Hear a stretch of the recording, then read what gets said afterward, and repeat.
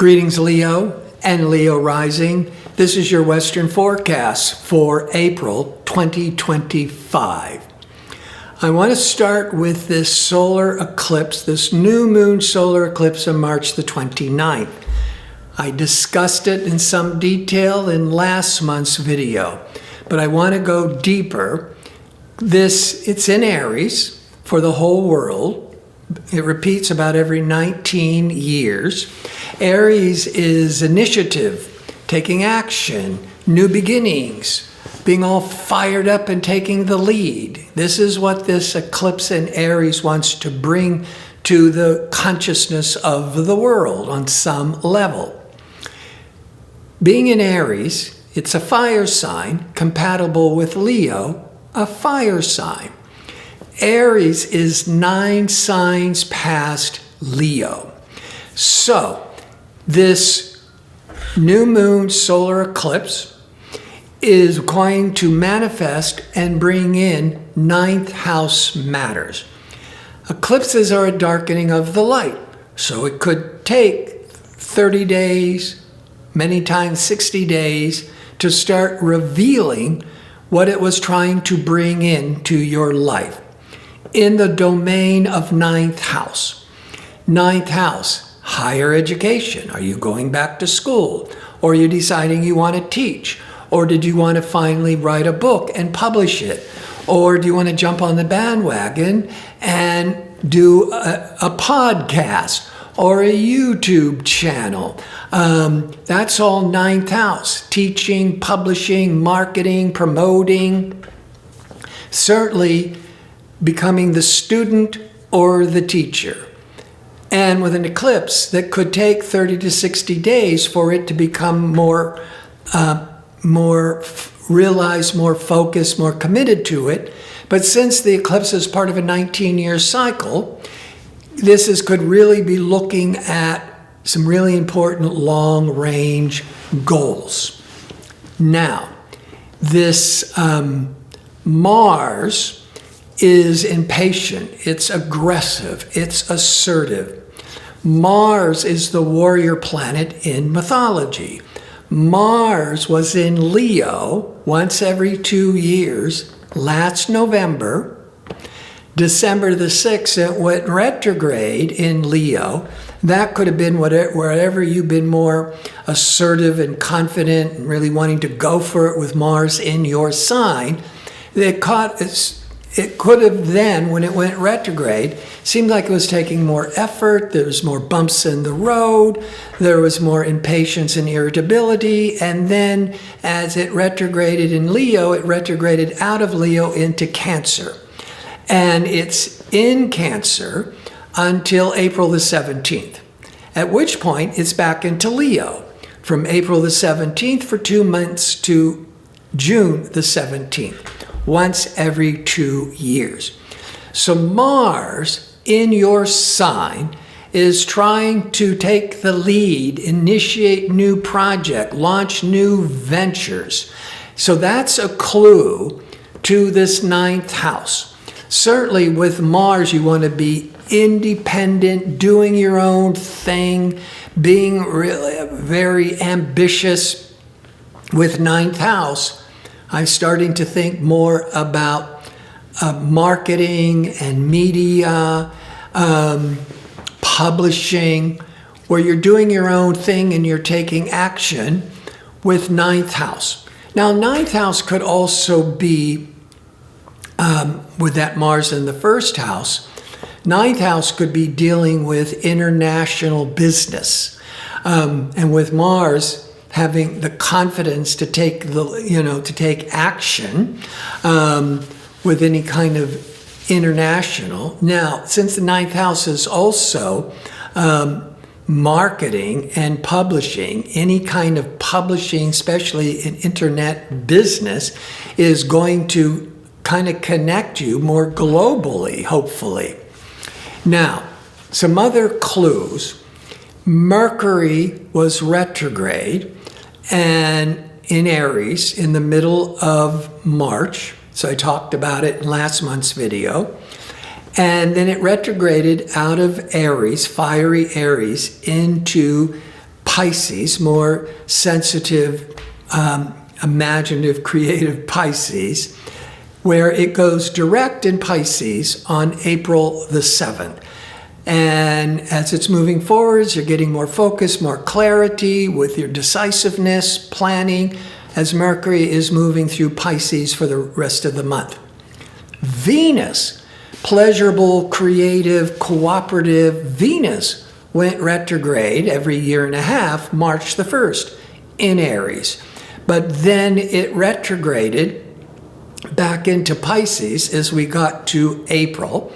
And it's retrograde in Pisces till April the 12th, at which point it moves forwards in Pisces. The beginning of May, both Mercury, decision-making Mercury, and creative, cooperative Venus will move into Aries. And Aries is the ninth house from the Leo, and very compatible with Leo because you're all fire signs. But let's focus on decision-making Mercury, cooperative, creative Venus, moving forwards in Pisces in your 8th house. Pisces is 8 signs past Leo. What is on your mind, what you could be negotiating, and with Venus could also be how to have a more cooperative win-win situations with negotiations of Mercury. The 8th house has a lot to do with finance, business contracts, joint ventures, perhaps forming a business partnership. The 8th house, on a completely different level, can represent the occult, in-depth psychology, astrology, the psychic world, the transcendent world. Because the 8th house, yes, it deals with finances and business on a superficial level, but on a very deep, profound level, it's about transformation. So the astrology, the psychology. The reason for the transformational keyword is the 8th sign of the zodiac. It starts with Aries, number 1. Leo is number 5. It's the 5th sign. And the 8th sign is Scorpio. And Scorpio is ruled by Pluto, the planet of death and rebirth, of transformation, of the occult. That's all Pluto, the natural ruler of the 8th house. Karmic North Node is in Pisces every 19 years. It began at the beginning of 2025, be there for a year and a half. Saturn has been in Pisces for the last couple of years, once every 30 years. Saturn and the Karmic North Node are aligning in the middle of April in Pisces in your 8th house. Now, the North Node is, in hindsight, will feel like it was meant to be. It's very karmic. But on a more mundane level, the transit of the North Node amplifies and intensifies. And later it was like, oh, that really seemed like it was meant to be. It's a 19-year cycle. It's aligning with Saturn in Pisces, which is part of a 30-year cycle. So what is being amplified is Saturn, commitment, responsibility, hard work, a lot of maturity, and it's Pisces. It's in the realm of Pisces in your 8th house. So before I start discussing what this can mean in business, the 8th house, or dealing with profound, in-depth transformation, spirituality, psychology, astrology. But first, if you enjoy these kinds of videos and would like to see more of them, click like and subscribe. And don't forget to click on the notification bell so you can receive the latest postings.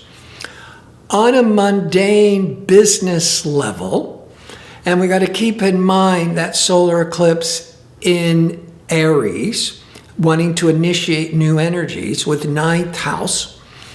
So the ninth house can mean the publishing, the marketing, the media, anything that deals with media, or online business, because the ninth house is the marketing and the publishing, all right?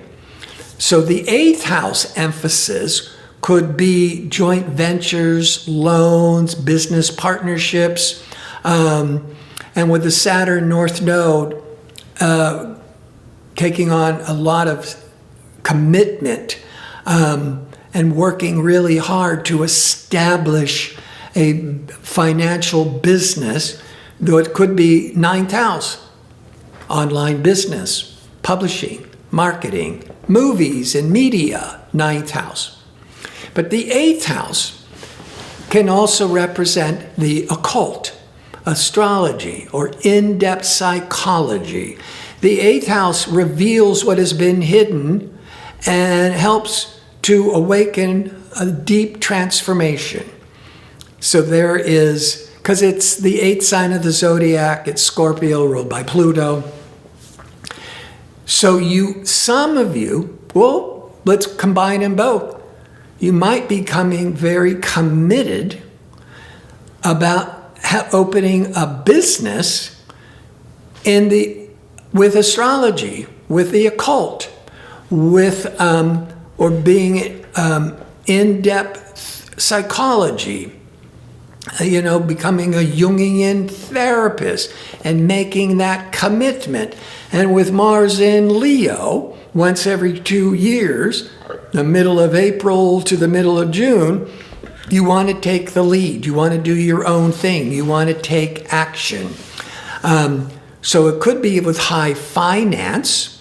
And with the ninth house, with finance, maybe it's dealing with global affairs. Or you could be deciding to go back to school to be a student or to be a teacher about marketing and finance. But on a deeper level, you might be deciding to make a major commitment to becoming a therapist or an astrologer. Now, the new moon, solar eclipse, March the 29th, a full moon is always 2 weeks after the new moon. The full moon is revealing what the new moon was starting or planting seeds. The full moon around the 13th is in Libra, which is 3 signs past Leo. So what's culminating, what's coming to light, what is being revealed in Libra is in your third house. The third house is actually opposite the ninth house, or they're 2 sides of the same coin. So the third house could be deciding to take classes, because it's a third house of information, learning, communications. But the third house, on a more financial level, could be selling. And then the ninth house, eclipse, could be the marketing or the publishing. And then all that eighth house of Mercury, Venus, and the North Node and Saturn could be all of the business contracts, setting up clients and customers. So that's on that business side. But on the more evolved or spiritual side, you could be maybe you're going to start teaching psychology, therapy, astrology, or wanting to learn about it. But there's something about this, the media marketing on one side or going very deep, transformational wise, is setting up a business. And with the Mars, you are taking these big risks and the courage to take the lead and go for it from the middle of April to the middle of June. I want to thank you for watching. If you like information on how to book an astrology reading or to check out my 2-question offer, visit my website, at gardino.co. That's .co. Until next month, be safe and well.